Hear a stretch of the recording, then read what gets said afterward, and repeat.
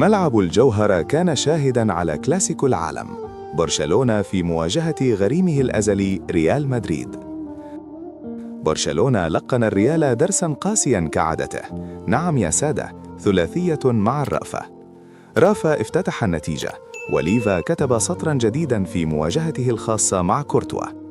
بانينكا لخصت حال مشروع ألونسو بوضوح، والختام كان من المتألق رافينيا الذي يسير بخطى ثابتة غير عابئ بالجائزة التي سرقت منه.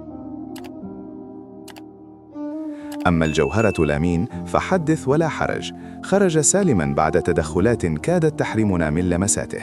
صافرة أنهت كل شيء، تتويج مستحق، ممر شرفي من برشلونة للريال، وحين جاء الدور على الأخير قرر كيليان منعه. فعلا من لا يعرف كيف يخسر لن يتعلم كيف يربح.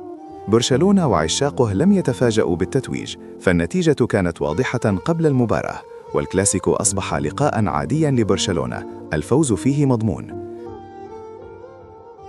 ريال مدريد يشفق على حاله. ليلة أخرى بعثرت أوراق ألونسو، فهل تكون صفعة الاستفاقة أم أن المشكلة أعمق من المدرب؟ ولكم التعليق.